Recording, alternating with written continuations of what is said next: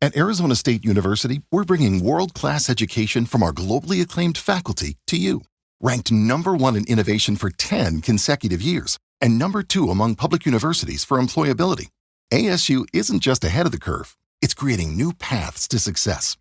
Earn your degree from the nation's most innovative university. Online, that's a degree better. Explore more than 300 undergraduate, graduate, and certificate programs at asuonline.asu.edu.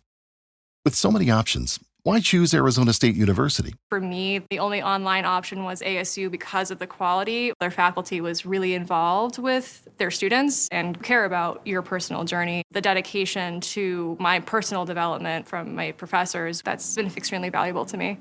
Earn your degree from the nation's most innovative university. Online, that's a degree better. Explore more than 300 undergraduate, graduate, and certificate programs at asuonline.asu.edu. Okay, the draft dust has finally settled. It has, and the takes are flying. Oh, yeah. You've probably seen, like, 100 different opinions online already. Now comes the tricky part, right? Figuring out what it all actually means. Exactly. Welcome to the deep dive. This time, we're zoning in on those immediate reactions to the 2025 NFL draft. We're talking about the initial expert evaluations, the draft grades. Right. We're going to try and give you a bit of a shortcut through all that noise. Yeah, cut through the clutter, understand the early buzz, who the smart analysts think did well, and maybe more importantly, where they're already disagreeing.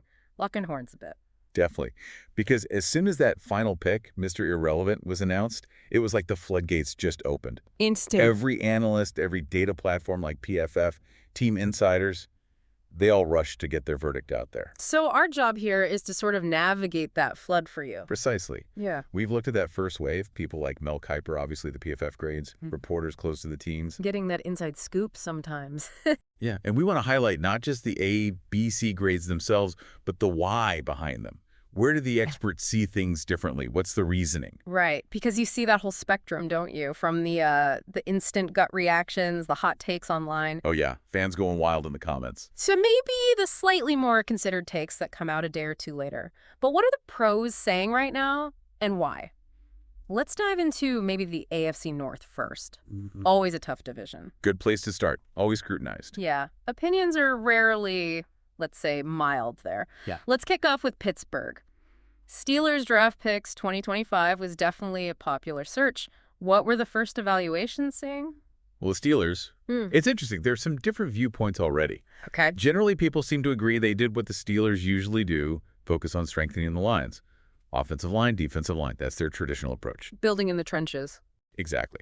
Now, if they did pick a quarterback, that's where the grades can really diverge. It depends heavily on how that specific analyst views that QB's potential, the fit. Right, like a Kuiper grade might be lower if they didn't take a QB he loved early. Potentially, yeah. Yeah. He often values grabbing those top QB prospects.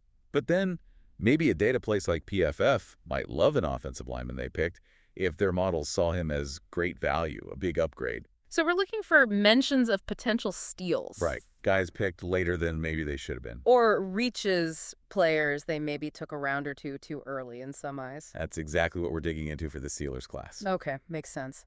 What about their rivals down in Cleveland? Browns draft picks 2025, NFL draft grades 2025 for them. Also getting lots of clicks. Yeah, the Browns are a different case study, really. Because of the draft capital situation, they've traded away some high picks. Exactly. Fewer high-round picks means each one is under more scrutiny. So the grades often reflect, how effectively did they use those limited shots? Did they maximize the value? Did they complement what they already have? Fill those remaining holes, maybe at receiver or in the secondary. Did analysts think they got good value there? Were there any surprises? Moves people didn't see coming? That's key, too. And how were those received? Because, look, if you have less capital, analysts can be pretty critical if it looks like you didn't nail every pick. Like maybe they played it too safe, didn't take big swings. That's a criticism you sometimes see leveled, yeah. Yeah. Did they really attack their needs aggressively? Okay. And just briefly, the other two in the AFC North, the Ravens and the Bengals, any early vibe from the overall NFL draft grades or AFC North chatter? Generally, for Baltimore and Cincy, teams that expect to be in the playoffs, the sentiment seems pretty positive overall. Okay. The analysis is looking at whether they added pieces effectively. maintaining that competitive edge without maybe reaching or overspending draft capital. Just solid additions. Yeah, trends suggest satisfaction, bolstering depth, adding playmakers, guys who might contribute fairly quickly. Seems like smart, solid drafting is the consensus for them early on. All right, let's switch conferences. NFC East, another division where, let's just say fans are passionate. And expectations are always sky high. Definitely. Philadelphia Eagles first, Eagles draft picks 2025, and especially Eagles draft grades. Those terms are popping up a lot. What's the story there? Well, with Philly, a lot of the grade focus seems to be on defense. Yeah. That was the big question mark coming in for many. Makes sense. They needed help there. So analysts are looking closely. Did they invest enough in the D-line, the secondary? Those areas felt like big needs, and the grades reflect that focus. Seeing a mix of opinions. Yeah, definitely a spectrum. Some more critical evaluations might say, hey, they missed out on some higher-rated defensive guys who were still on the board when they picked. Okay. But then the more positive grades might highlight value they found later, or maybe a smart trade they made. You want to look for grades that are consistently strong or weak across different analysts. That usually tells you something. Good point. And their big rivals, the Dallas Cowboys. Always a lightning rod. Searches for Cowboys draft picks 2025, Dallas Cowboys draft picks, and just general draft grades for them. It's always huge. Oh, yeah. The Cowboys draft generates clicks, that's for sure. And debate. So what are the early evaluations saying? How did the experts feel Jerry and company did? It seems like a bit of a mixed bag, honestly. Which isn't that unusual for Dallas, right? No. Pretty standard. Some analysts are definitely praising the moves to fix that offensive line. That was a worry last year, seeing those picks as, solid foundational moves. But others are maybe a bit skeptical about defensive picks or questioning the value they got at certain spots. Did they reach? Always the question with Dallas picks sometimes. They can be polarizing. Very. You might see a secondary pick that one analyst loved, sees upside, playmaking, while another just thinks, whoa, that was way too early based on my board. That kind of thing. Okay. And rounding out the NFC East, the New York Giants. Based on NFL draft grades and searches like Giants draft picks 2025, what's the initial buzz there?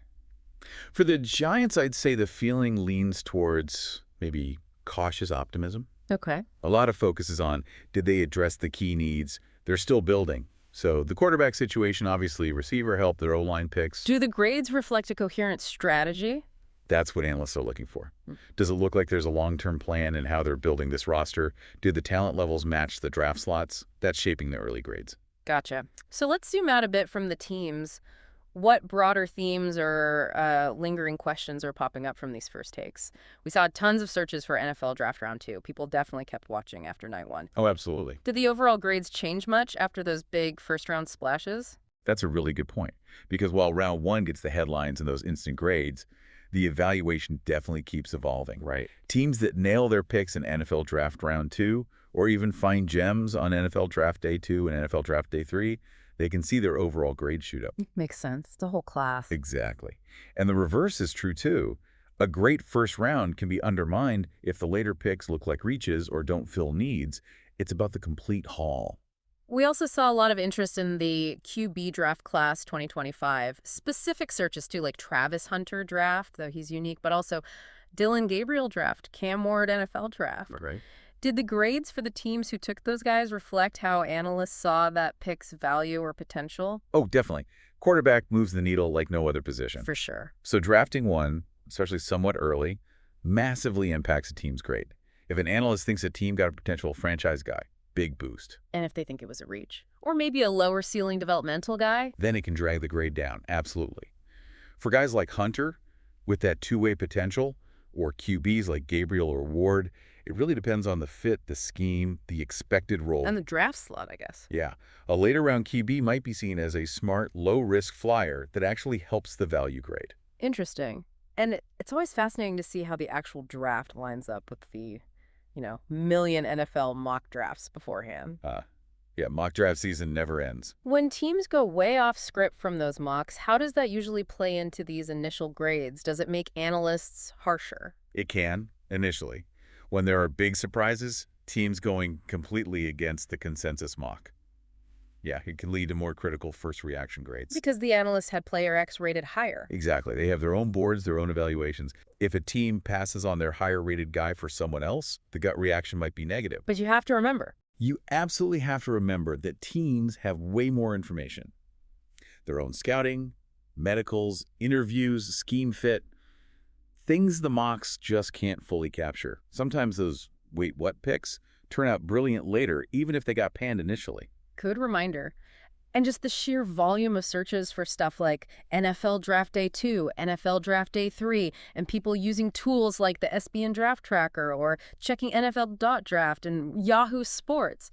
It shows this isn't just a one-night event for fans either. No way. It's a multi-day obsession for a lot of people. The draft is a process, and the story keeps changing pick by pick, day by day.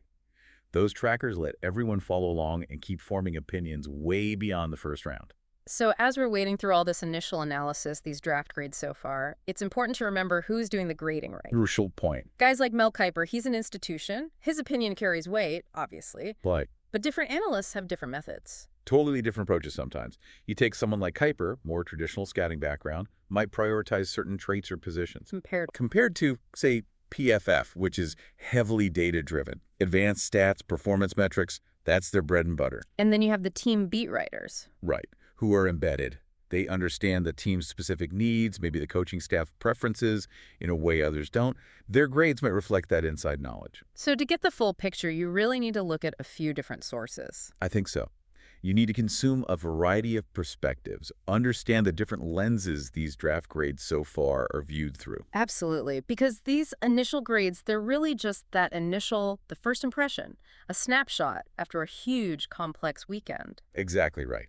The real grade, the ultimate success of these draft classes, that's not decided by a letter handed out hours after the draft ends. Nope, it's decided on the field. It's measured by performance, by development over years, how these guys actually help their teams win or lose. So as you keep following your team, keep tracking these rookies, just remember this evaluation is definitely a marathon, not a sprint. Well said.